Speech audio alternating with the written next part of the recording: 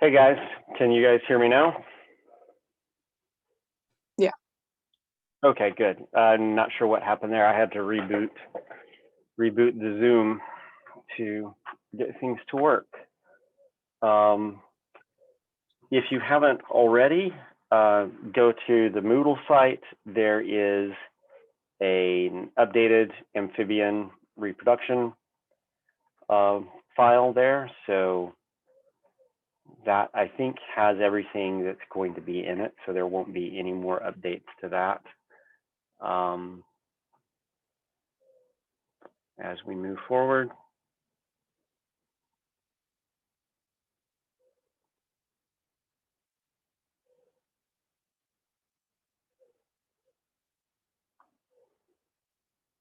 Everything about doing things online has been glitchy today.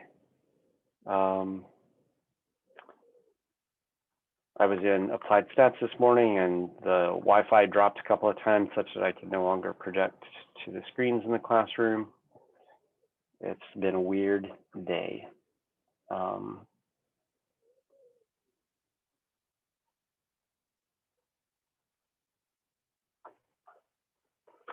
So one of the reasons that this slide presentation has been changing is because I wasn't really happy with the way things went with this section of material last time I taught it, so I've been making changes as we've been going through. I was looking over the reptile reproduction section last night, and I'm considerably happier with that. So I suspect when that PowerPoint gets uploaded, it will be considerably closer to its final form. So, all right, we were talking about different modes of reproduction, and we were talking about egg laying and egg brooding for the most part. But of course, amphibians don't just lay eggs, they also do things like viviparity. So I think this is the slide that we ended on last time. Is that correct? Yeah.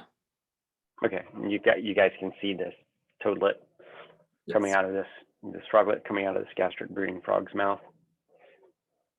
Okay, so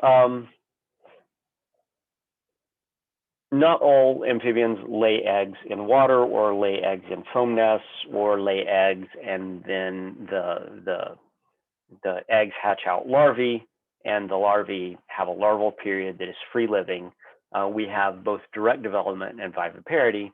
And you can think about these things existing on a continuum from laying eggs with free living larvae to direct development, where in many cases the eggs are laid outside the body of the female, but the animal goes through its entire embryonic development within the egg, to viviparity, where the organism goes through its entire development inside the egg, but they do so inside the female, so there is no egg laying at all.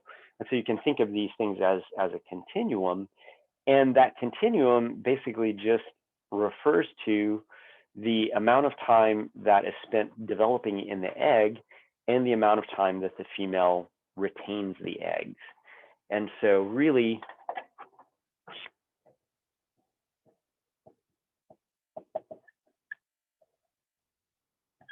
this continuum from egg laying to viviparity really has to do with how long eggs are retained in the female, and egg laying versus direct development versus viviparity refers to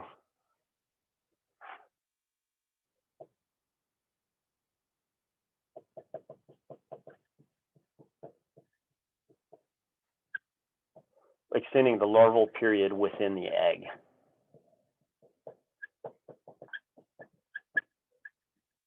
And so these are two ways in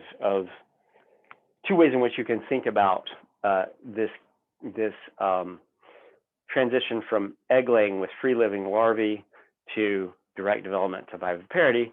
Both involve these things: females retaining eggs for a longer period of time, and larvae staying in the egg and developing in the egg for longer periods of time. And so knowing this, what kinds of ecological factors do you think would favor direct development and viviparity? Because these things go in parallel with one another, which is why I'm covering them together.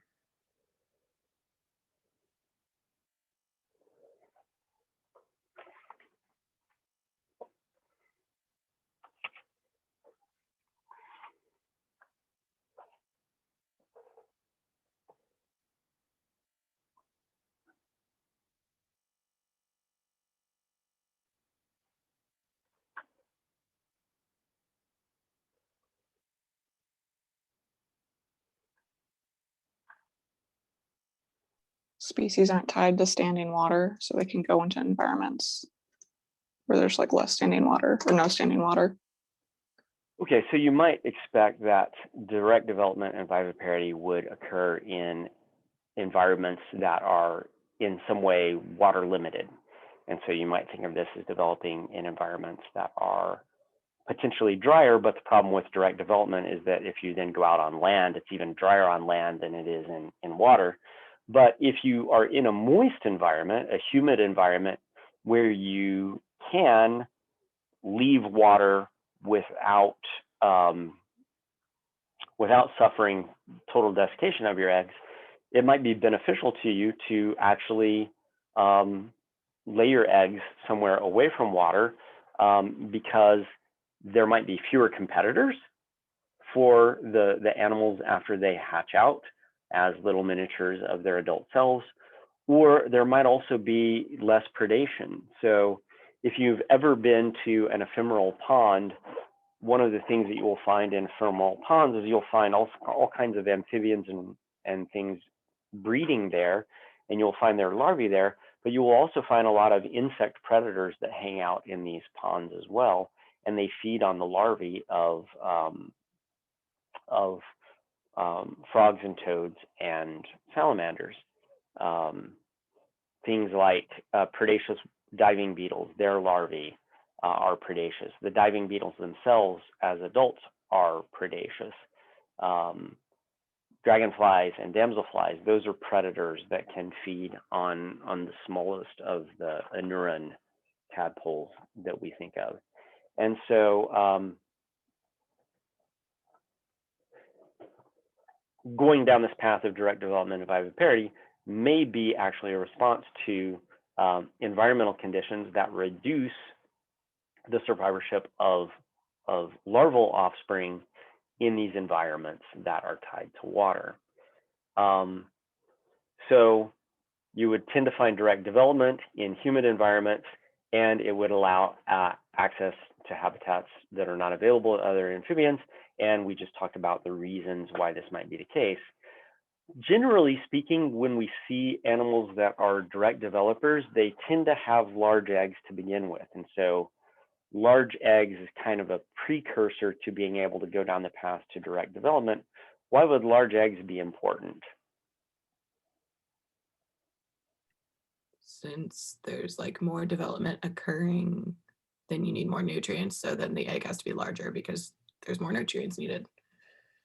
Yeah, so if you're going to have all of your development going on inside the egg, you have to have a large yolk mass in order to basically support all of that development, and that large yolk just makes the whole egg larger. Why else might a large egg facilitate direct development, especially in terrestrial environments?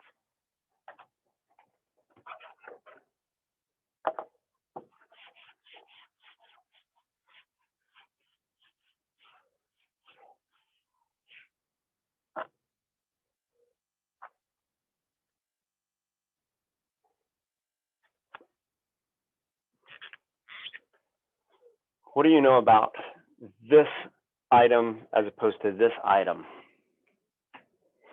Think of it as a very large egg and a very small egg.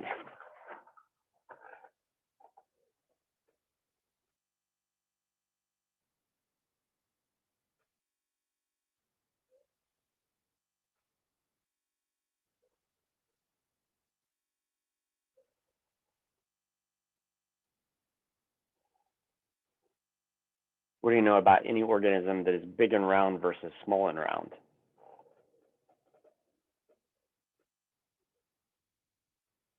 Talked about this back in the chapter on thermoregulation.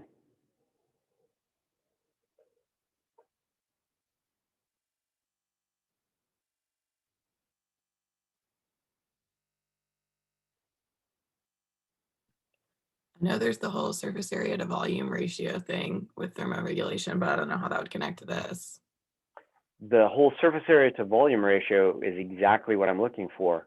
Imagine that you have fluid inside of here, and this is an egg laid in a terrestrial environment and surrounded by air.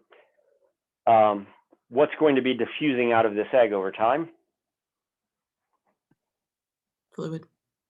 Yeah, water is going to diffuse across this membrane. In this situation, you have a really large volume, but the surface area isn't nearly as big relative to that volume as it is in here. So this is a low surface area to volume ratio, and this is a high surface area to volume ratio. As a result, evaporation and desiccation is going to be much more of an issue with these small, tiny eggs than it is going to be with these large eggs. And so two things large eggs have going for them is large eggs typically have larger yolks, more energy for development, but then they're also less prone to desiccation because of this shift in the surface area to volume ratio because of the geometry of spheres. So, so that's why you tend to find direct development in organisms that already were producing relatively large eggs to begin with, although sorting out what came first, large eggs versus the path to direct development, that's a little difficult to tease apart. But you tend to find, and we'll talk about this later, you tend to find that in direct developing species, they tend to lay fewer eggs and the eggs tend to be larger, and for all these reasons. So when we think about viviparity, if you continue down that pathway beyond direct development and egg retention to retaining eggs until the eggs actually hatch out inside of you and you give birth to live offspring. Oh, and I meant to animate this and I didn't. So costs and benefits of viviparity in amphibians, and unfortunately they're all here in front of you. These are these costs or are these benefits of viviparity?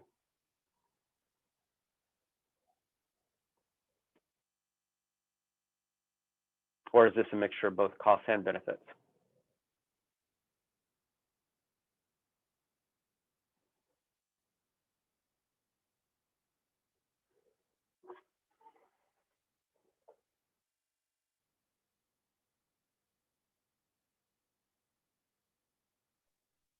The last one's a benefit, but the first three should be costs. Okay, so the first three are costs and the last one is a benefit. If you're carrying eggs for longer periods of time, you are probably going to be reproducing less often, because if you just yolk up a bunch of eggs, deposit them, that then frees you up to yolk up another batch of eggs. And so you may reproduce more than one time per year if you are not engaging in viviparity, whereas you probably are only reproducing once a year if you're engaging in viviparity. So you reproduce less frequently. Once again, because you're carrying all of these eggs around with you, you're probably investing more in each individual egg. So as you invest more in each individual egg, you can have fewer eggs. So you also have a reduced clutch size. And then because you're burdened with the extra mass of this, it may make you, the parent, more vulnerable to predators while you're carrying the eggs. Now, the advantages of all of this is that you're no longer tied to water for reproduction. So if there's something going on in the aquatic environment where you have evolved that makes survival of free-living larvae not very successful, then getting away from water for reproduction may actually be beneficial. One of the reasons that it may be beneficial is just to avoid predation. Another reason that it may be beneficial is just that male and female behavior differ. So in the case of frogs, for example, frogs will aggregate at a chorus. They will chorus there. And then the females come and lay their eggs. As they lay their eggs, the males fertilize their eggs, and then everything happens in the aquatic environment. On the other hand, if you can get away from water, you can also get away from males. And so there are some species where courtship and egg laying are separate sort of entities in terms of where in the habitat they occur. And so eggs may be fertilized in one place and then deposited, oviposited in another place. And that's one of the reasons why you might have viviparity developing. Now, there are no viviparous frogs that I know of, but there are a lot of viviparous amphibian or salamanders. And in all of these cases, courtship goes on in one part of the environment, and egg laying and parental care goes on in another part of the environment. And so being tied to water for reproduction, you can release yourself from that if you have evolved viviparity.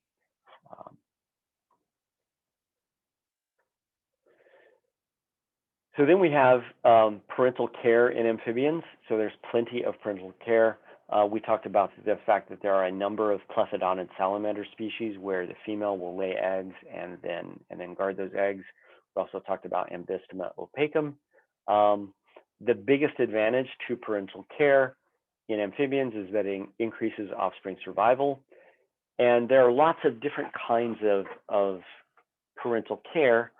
One of the ways in which parental care is exercised is just by egg attendance. When a female, or a male for that matter, is attending the eggs, it results in reduced fungal growth. Imagine this egg sitting out in an environment, it's full of energy and nutrients. Anything that can absorb those energy and nutrients, it would do them well to do that. And so one of the problems that you have with eggs, they're moist, they're full of energy and nutrients, they tend to attract fungal growth. That tends to be less of a problem when the parents are attending to the eggs. Protects the eggs from egg predators. In the case of aquatic eggs, the male or female, whoever is doing the attending of the eggs, will actually use their legs to create currents around the eggs to increase the aeration of the eggs. And then if they're laid on land, you can decrease desiccation by either keeping those eggs all bundled up into one bundle so that once again, you're reducing the amount of exposed surface area to the air. A lot of times you'll see salamanders, they wrap their bodies around the eggs and pull the eggs into a compact pile. And then in the case of frog species, frogs are known to basically stick their cloaca into pools of water, suck up a bunch of water into their bladder, and then they'll carry it to the eggs, and then they'll release that water from the bladder over the eggs. And so this is one of the potential advantages of parental care is you just get better survival of offspring. What are some of the costs associated with parental care? It takes your time and energy to care, like to stay with the eggs. You can't do as many things like to improve yourself, and so you're putting yourself at risk. So you have less time. Part of that time could be producing another clutch of eggs. You have less energy. Part of that energy could be producing another clutch of eggs. You have less opportunities for foraging, so you might actually be deprived of energy and nutrients because you're spending that time that you're devoting to egg attendance, not devoting it to maintaining your own body condition, et cetera, et cetera. So there are certainly costs, and many of these costs result in lower reproductive output. So parental care species tend to have fewer clutches, they tend to have smaller clutches, they spend more time on reproduction, they spend more energy on reproduction, they have less food. And in some cases, parental care can be so costly that it actually decreases the survival of the parents so that you reduce your reproductive lifespan. Ask any of your parents if there has been a cost of parental care. I would be very surprised if they said anything other than yes.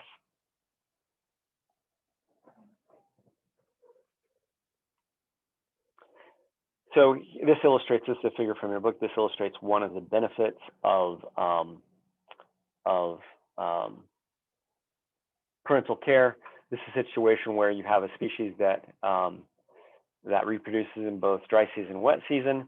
You see that there's some seasonality in the survival of offspring, but in control broods where the male was allowed to stay attending the eggs, offspring survival is way higher than when you remove the eggs, for all kinds of reasons why this might occur. And my guess is if you looked at most parental care, you would find that this is the case. And this has been shown to be true in amphibians, it's true in birds, it's true in mammals. This is a widespread finding. It's not just limited to amphibians. So this gets us into kind of this general life history theory idea. So we've been talking about things like egg size, clutch size, things like this. You know, these large eggs, et cetera, et cetera. Life history theory is a part of ecology that basically deals with how organisms have evolved different strategies, mainly related to growth and reproduction. So the kinds of questions that life history theory addresses are things like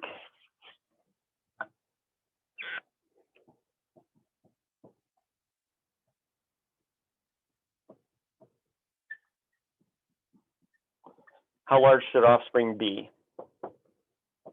How many offspring should be produced?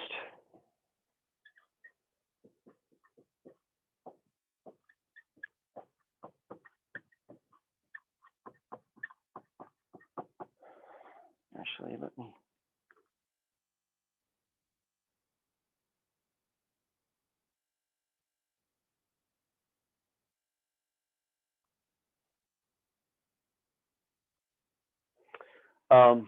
Did that change your view at all? No, okay. You can, I think you can, if you want to see the board a little better. No, that didn't work.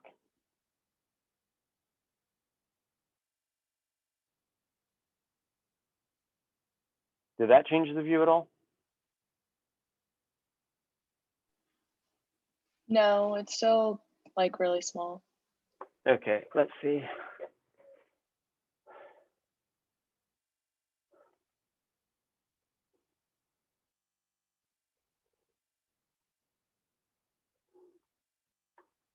We don't really need this. Okay, now is that bigger? Yeah. Yeah, if you put your view on speaker view, it should make the board bigger because I'm the one speaking. So how many offspring should there be? How many offspring should, how large should they be? How many should be produced? Once offspring are born, how fast should these offspring grow?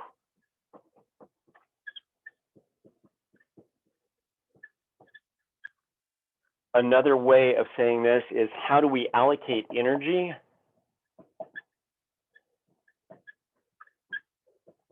to growth and maintenance versus reproduction?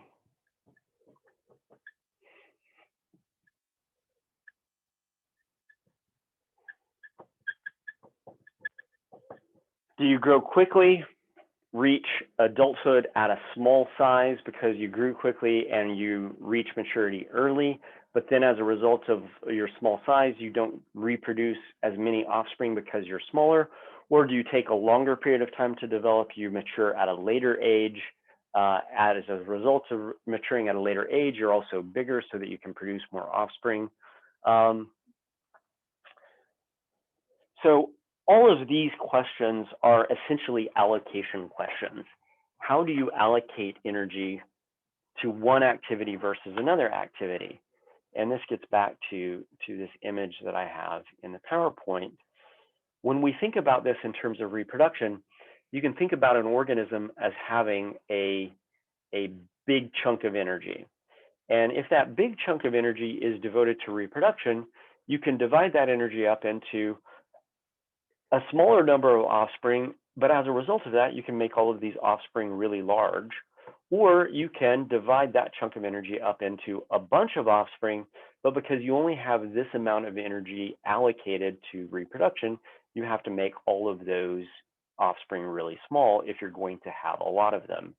This tends to lead to what we refer to in ecology as a size number trade-off, where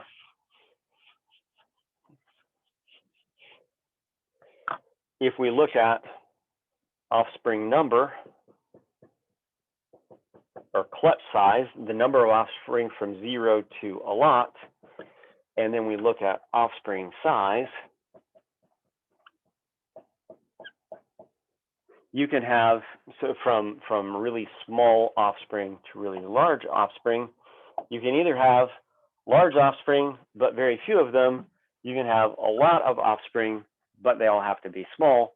And then nature shows you that there's a lot of variation, but there's this general correlation that both across species, so species vary in the number of offspring that they produce. So whether these dots are individual species or whether these dots represent individuals within a species, this trend is showing you this negative correlation between offspring size and clutch size tends to be kind of one of these unbreakable rules in ecology. And life history theory is the body of theory that kind of deals with how organisms have evolved to deal with this energy limitation. In the same way, you could also think of this box here as a box that is divided between different activities. So one of these boxes could be reproduction, one of these boxes could be growth, another of these boxes could be predation avoidance, et cetera, et cetera. Within the life of an organism, it has a certain amount of energy to expend on all of its activities. Any energy expended on one activity is energy that you cannot expend on another activity. So you might have growth and maintenance being sacrificed in order to put that energy into reproduction through something like parental care, but you might end up spending so little on growth and maintenance that it ends up killing you at the end of the reproductive season. So life history theory is the body of ideas that kind of deal with these kinds of trade-offs.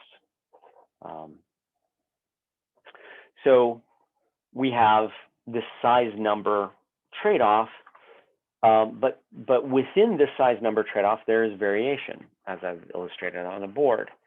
And so you find that the size and number of eggs, excuse me, tends to be correlated with some things. So terrestrial eggs tend to be larger for reasons we talked about earlier. Because they are larger, you can produce fewer of them. Aquatic environments don't have to worry about desiccation so much. And as a result, those eggs are smaller. And as a result, there are also going to be then more of them. Now, that's not the only reason that might affect smaller eggs. It may also be that if you are laying your eggs in an aquatic environment where there are a lot of predators, if you only produce 4 offspring, all of them may get killed by predators. If you produce a lot more offspring, more of these might have a chance to survive simply because you're kind of flooding the market with offspring. And so it isn't just things like desiccation. You can also produce smaller eggs to produce more offspring because there is an advantage to producing more offspring, especially in environments where predation is an issue. Oxygen availability can be an issue. So if you're in a standing pond, those tend to have lower oxygen level than if you're in a flowing stream. If you are in a flowing stream, you could potentially make your eggs smaller because there's higher oxygen availability. I'm sorry, you can make your eggs larger because there is higher oxygen, and as a result, you don't have a problem with oxygen diffusing into your egg. Keep in mind that once again, as eggs get larger, they are less prone to have liquid diffusing out of the egg across that membrane, but also because of their size, they have less things diffusing into the egg. So in this case, large egg size is a positive for avoiding desiccation. It's a negative in terms of making sure that all the tissues inside that egg that are developing are getting enough oxygen. So you would tend to see larger eggs in flowing water and smaller eggs in stagnant still water, because a small egg can absorb more oxygen because of the surface area to volume ratio. And then water temperature will also affect all of this for similar reasons. So you would tend to find, now I have to think through it. In cool water, you will have higher oxygen availability. Because of cool water being associated with higher oxygen availability, you will have larger eggs in cooler water, smaller eggs in warm water. But all of that has to do with the oxygen holding capacity of water.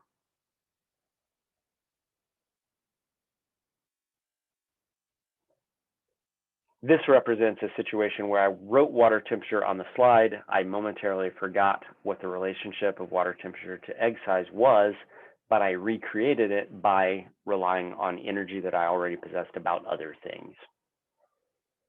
Oftentimes you can find the answer to a question not by knowing the answer to the question, but by being able to reason your way to the answer to the question.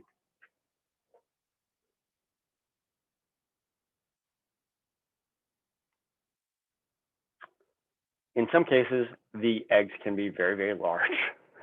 These are eggs that were actually produced by this little tiny narrow-mouthed frog. I think this is one of the microhylids. We have some microhylid frogs here in Missouri in the genus Gastrophrine, but we don't really see them very often because they spend most of their lives underground. But this is a frog that produces 2 very large eggs relative to its body size. As a result, it can only produce 2, and it's investing a huge amount of its energy in the act of reproduction. It has gone the left route rather than the right route. So the last thing that we need to talk about are complex life cycles. So before we talk about life cycles, which occurs after the eggs have been laid, so we're talking about larval development. Before we move on to that, do you have any questions about stuff we've covered so far?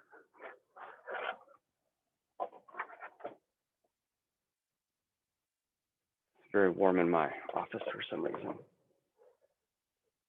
Okay, so hopefully all of that stuff about egg laying and oviposition sites and life history decisions and stuff like that is relatively easy to understand, because it's all tied to the ecological constraints that are placed on the act of reproduction. So when we think about amphibians, they have complex life cycles compared to the lives of reptiles. And this is one of the reasons that your book treats these 2 topics in 2 different chapters.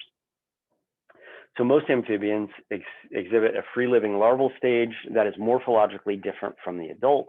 Not only is it morphologically different, it is also different in terms of the habitat that those things occur in. But different groups are varyingly different in terms of how different the larva is from the adult. Caecilian larvae are very similar to Caecilian adults. Larval salamanders are much more similar to adult salamanders than frog tadpoles are to adult frogs. So as you move from Caecilians to salamanders to frogs, the degree of differentiation between the larval form and the adult form gets bigger. So one of the questions you might think about when you think about these complex life cycles is, why have these larval stages at all? And why are the larval stages so different compared to the adult? What are advantages of having these free-living larvae living in a place that is different from where the adults carry out their lives?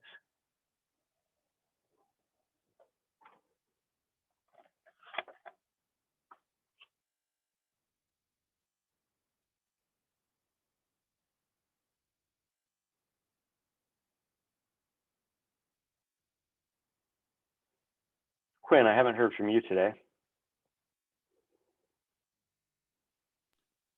Like nutrient availability. Okay, so if you have larvae living in the same place that the adults are living, you basically are then competing against your own offspring for access to resources, whether that's nutrients or energy or whatever. And so that's certainly potentially a big advantage of separating these two life stages. What might some other advantages be? Helping to avoid predation. Yeah, so I've talked a couple of times now about aquatic environments potentially being dangerous because there are aquatic predators, but there are plenty of aquatic environments that are not riddled with aquatic predators. Think of things like bromeliads and tree holes that hold water. Think about ephemeral pools where there aren't fish because the pool dries up every year. These are all safe, in relatively safe environments because of the lack of other vertebrate predators. And so the larval environment may just be safer if it's in water. And once you have metamorphosed and reach a particular size, you don't really have to worry about predation as much. And so you can move out of those aquatic environments into environments that are somewhat more risky, but then also may have, for example, more food availability. So there are a variety of different reasons, but they basically fall into these two classifications of reduced competition with your conspecifics and the avoidance of predation. Salamanders have different morphologies depending on the type of aquatic environment that they are in. If you find organisms in ponds, once again, the pond environment is still water environment, which means that the organisms themselves have to locomote, so they tend to have higher tail fins. They tend to be lower in oxygen, and so they'll tend to have larger gills, more elaborate gills. When you look at stream-dwelling larvae, they tend to be more streamlined because in a swift-flowing stream, the goal actually is to not be swept downstream, and so they're going to have a more streamlined body. They don't have to worry about movement as much on their own as much as they have to worry about being displaced by the flow of water that's naturally there, because these environments of flowing water tend to have more oxygen in the water because of the oxygenating effect of flowing water. They tend to have smaller gills relative to their body size. And so Pseudotriton ruber it's the red salamander that lives in the Appalachian Mountains in the eastern part of the United States. This is a plethodonid salamander that lives in a stream. Hemidactylium is also a plethodonid, but it is a pond-dwelling plethodonid. And so two members of the same family that have different morphologies based on the type of environment that they are in.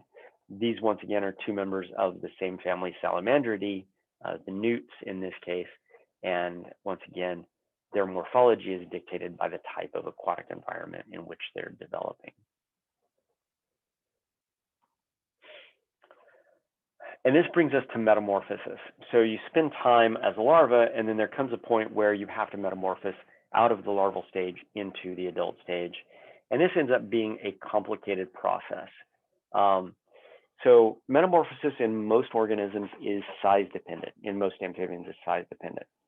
And it's controlled by hormones that are produced by the brain, in particular hormones in the hypothalamus and the pituitary gland. These brain hormones control the release of thyroid hormones and corticosteroids. And then it's the presence of triiodothyronine that is actually the hormone that precipitates metamorphosis. In your book, they have spelled triiodothyronine incorrectly. They left out the O in it. So just so you know that. But basically, here is a tadpole. And what happens with tadpoles is when they are small, they have very, very small brains.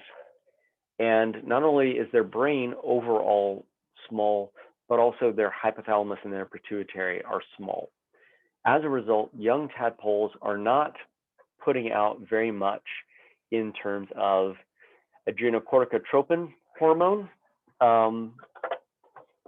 These terms are in your book, but I will write them on the board.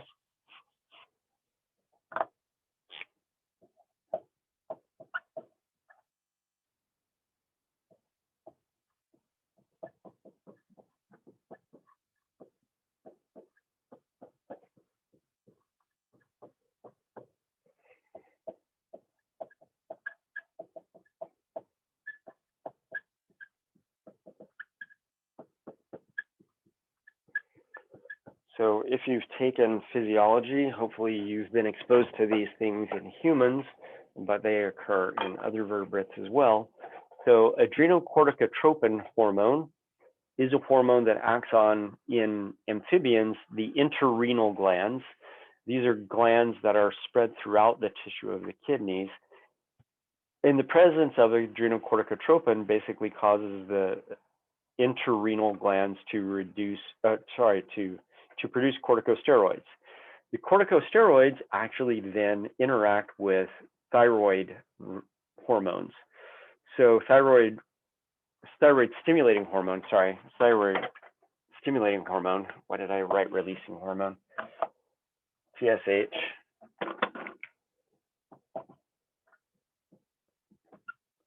This stimulates the thyroid to produce T3 and T4. T4 is an inactive form of a thyroid hormone and is actually corticosteroids that convert T4 to T3. And T3 is just the shorthand form for triiodothyronine. And so what happens is when amphibian larvae are young, they have small brains, they have small hypothalamus, small pituitary gland. They're not producing much ACTH and much TSH. As a result, the thyroid gland isn't producing many thyroid hormones, and the interrenal glands are not producing many corticosteroids. And as a result, metamorphosis is basically paused. As the animal gets bigger, brain size gets bigger, and also the hypothalamus and the pituitary get bigger. As they get bigger, they produce higher levels of ACTH and TSH. That then increases the production of corticosteroids and the thyroid hormones. And then those two things in combination raise levels of triiodothyronine. Once levels of triiodothyronine get high enough, that then prompts the shift from the larval form to the adult form. And so that's what basically governs metamorphosis in terms of hormonal control. Now, hormonal control can also be influenced by aspects of the environment. So photoperiod, the density of other individuals in the pond that you're in, how long the pond is hanging around, the temperature of the pond. Shallow ponds tend to be hotter than deeper ponds. pH changes as ponds dry up. So all of these environmental variables that tell the tadpole about what's happening in their aquatic environment can also stimulate the production of ACTH and TSH by the brain.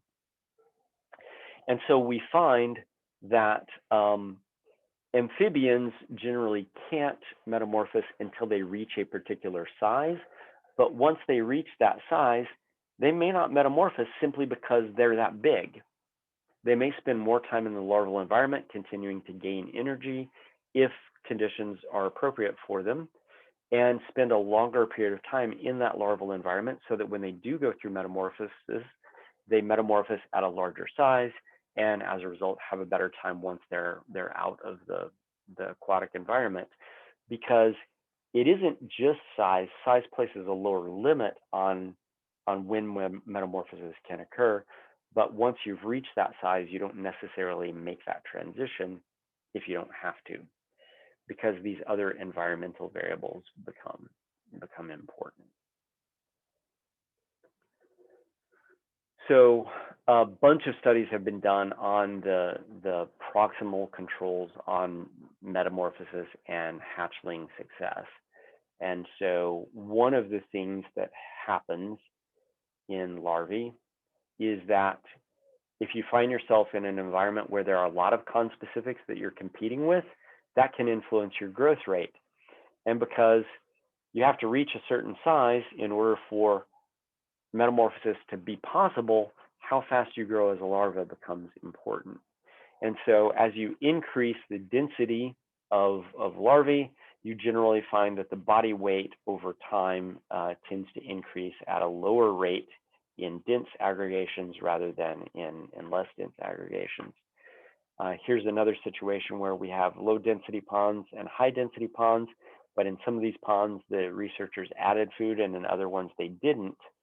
And what you see is that regardless of density, density has an effect in that the low density ponds had higher rates of growth than the high density ponds. But in both of those cases, if the researchers added food, that actually increased the rate of growth. The consequence for this rate of growth is that, wait, whoa, go back. I don't have a slide in here. The consequence of this rate of growth and density is that if your pond is drying up, if it's drying up quickly, it's inherent upon you to get out of that pond sooner. And so the age at metamorphosis generally goes down. But as the age of metamorphosis goes down, the size at metamorphosis also goes down. But once again, you don't get to metamorphose if you haven't reached that threshold size.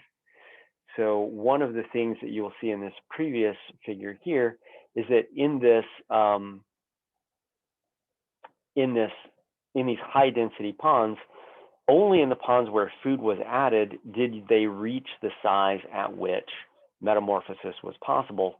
If there was no food added in these high density ponds, the salamanders never got long enough to actually go through the process of metamorphosis. And so they just got stuck in the larval condition. And if you're stuck in the larval condition and your pond is drying up, you don't make it to metamorphosis before the pond dries up and you perish. I do not know why I'm sneezing so much. So when we look at ponds that were maintained at constant depth versus ponds that were experimentally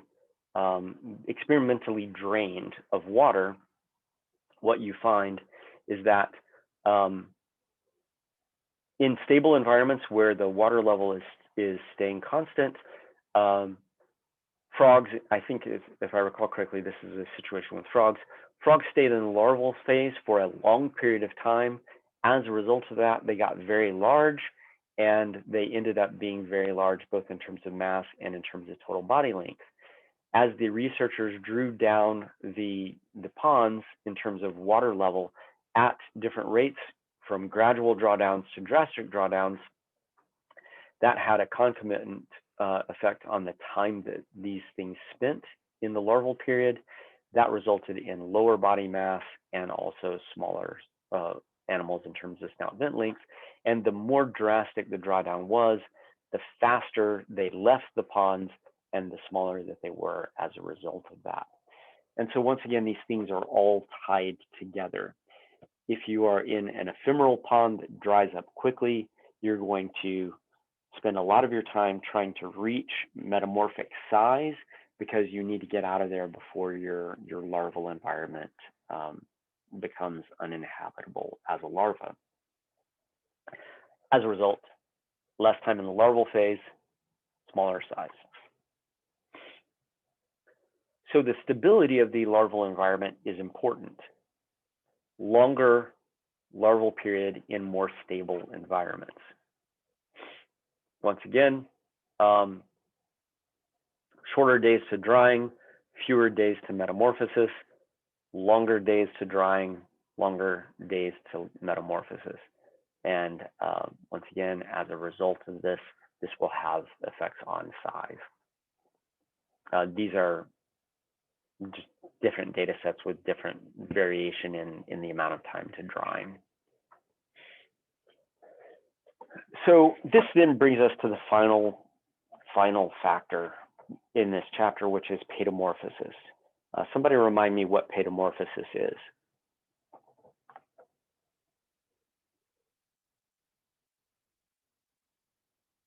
It's the retention of larval traits in an adult form. Okay, so it's the retention of larval traits in an adult form. Probably the most famous of these organisms is the axolotl, the Mexican ambistomatid salamander, the Mexican mole salamander. The axolotl, I believe there's a lab at Stowers that does research on the axolotl. This is a species that occurs in really stable spring-fed environments in Mexico.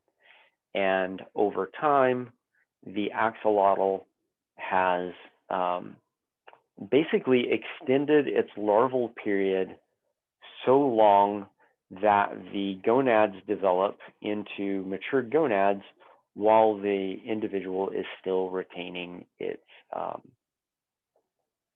larval form. And in this case, there's actually genetic changes that have resulted in metamorphosis and actually not being capable in unaltered organisms.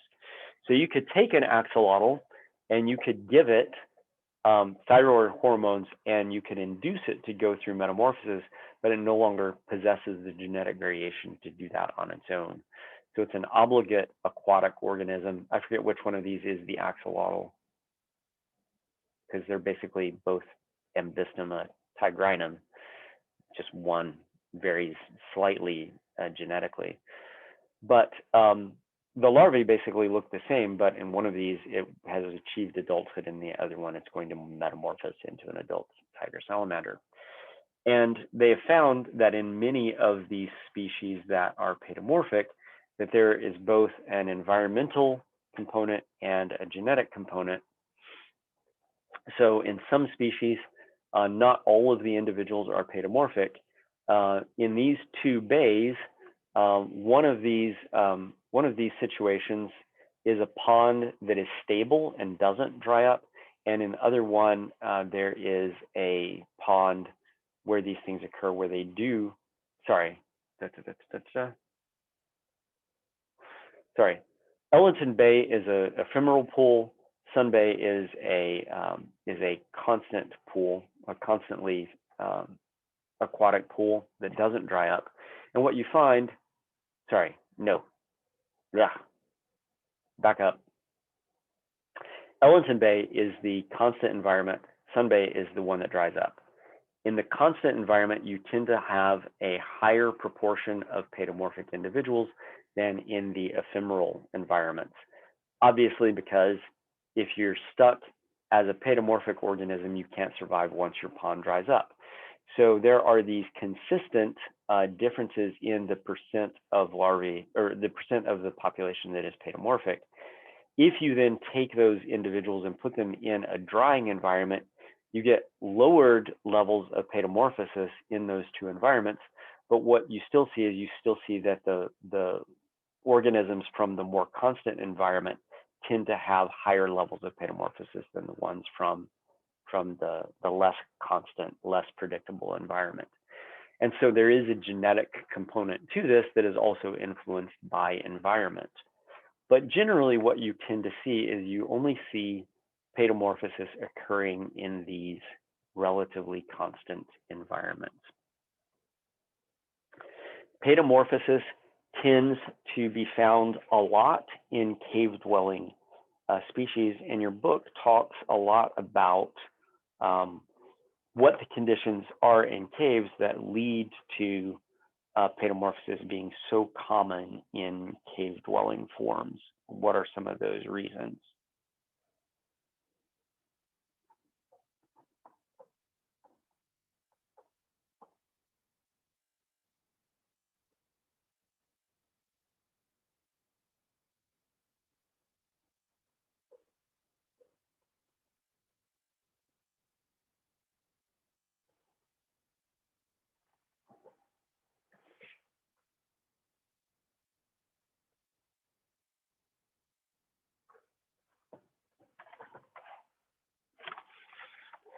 Why is paedomorphosis so common in caves?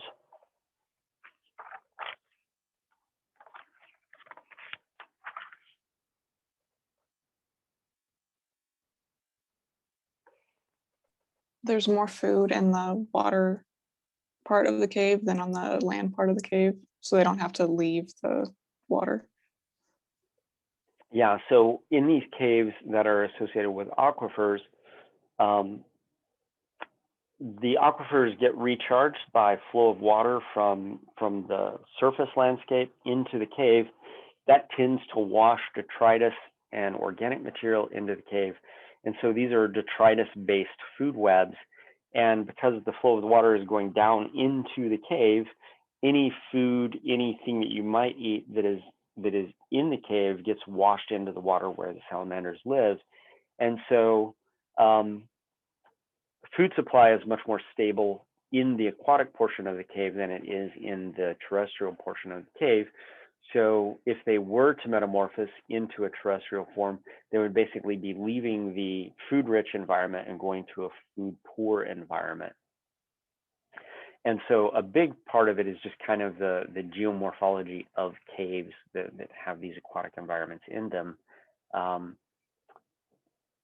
The water temperature is stable, the water supply is stable typically, the food supply is stable, and all of those things are less stable as soon as you leave the water. As we have discovered with studies of metamorphosis, the more stable the environment is, the longer you stay in the larval period. And so in these cases, what you have is you just have an extension of the larval period because the aquatic larval environment just happens to be very, very stable. There is a large complex of cave-dwelling and spring-associated salamanders in central Texas. I believe 3 of these are from that cave complex. So this is Eurycia wallacei, Eurycia rathbunii, and Eurycia tinarensis is not one of those groups. This is a species that occurs further east. And then this is another plethodonid species, Gyronopholis.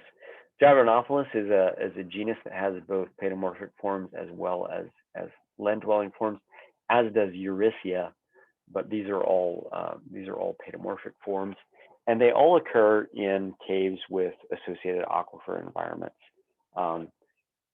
2 in Texas, 2 in the Appalachian regions. There's a complex in Texas of, I think it's now up to 35 or 40 species of neotenic paedomorphic salamander species that are either found in caves or they're found associated with the springs that are flowing out of caves.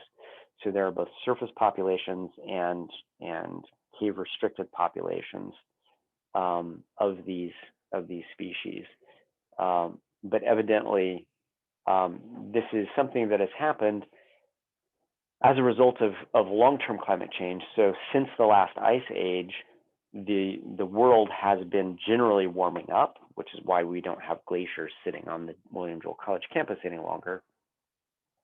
But as the environment has warmed over these long periods of geological time in Texas, in central Texas, which used to be much cooler and moister than it currently is, you've had plethodonid salamanders living throughout Texas. As a matter of fact, the slimy salamander still lives in parts of Texas, but most of the plethodonid salamanders in Texas are now restricted to these spring-fed portions of central Texas. And as the environment dried up, they found themselves more and more tied to the aquatic environments associated with these springs coming from the Edwards Aquifer, to the point that they became so tightly tied to them that in some cases they literally just crawled into the aquifer and lived there, or they are closely associated with the mouths of these caves, with the springs exiting the caves. And the further that you get away from the cave mouth, the less common the salamanders become. So it's the stability of the environment in an unstable terrestrial environment that prompts these individuals to stay in those environments, and then over time they evolve into these paedomorphic forms. These are some of the coolest salamanders in the world. By the way, when I was in graduate school, I went on a collecting trip with a friend of mine, and we tried to collect as many populations of these salamanders as we could, because as human beings draw water off of the Edwards Aquifer, the Edwards Aquifer is declining in terms of its depth, and so there are springs that are drying up. And once those springs dry up, the habitat for these salamanders has dried up, and at that point, those populations will no longer exist. Now, they do have the possibility to go down into the aquifer when the spring itself dries up. And so there was a condition a number of years ago when an entire river dried up because the water level in the Edwards Aquifer dropped down to the point that the spring that fed that river was no longer flowing. And there was actually grass growing in the riverbed. And then when the Edwards Aquifer level came back up and flooded out all that grass and other aquatic vegetation returned, they found that the salamanders had actually survived by going down into the aquifer, staying there during this time of low aquifer level, and then emerged again once the spring was restored. But it's a dicey environment to live in if you're a paedomorphic salamander. If you've ever been to Central Texas, the town of San Marcos and the town of New Braunfels have these two big springs that bubble up out of the ground, and they create lakes, and they create actually full-blown rivers right from one particular spring outlet. And in all of these cases, there are endemic species that occur in those lakes that are fed by those springs. If you're ever on the campus of Texas State University, there's an artesian well, and if you go to that artesian well, there's a pipe that sticks up out of the ground, and it's got a cap on it. But then around the pipe, there's a basket, and if you go and you uncap that pipe, the water flows over and it flows through the basket. And one of the things that will occasionally pop out of that pipe is this salamander. For a long time, that pipe on the campus of Texas State University was the only known locality for this particular salamander. And if you're ever passing through San Marcos, they have an aquatic resources center, and you can go and see some of the endemic salamander species that occur in the Edwards Aquifer there. It's a kind of a cool place if you're ever passing through San Marcos, south of Austin. And I'll tell you one or two more things about this system later in this semester. But that concludes amphibian reproduction. Let me know if you have any questions, and I will see you guys on Monday.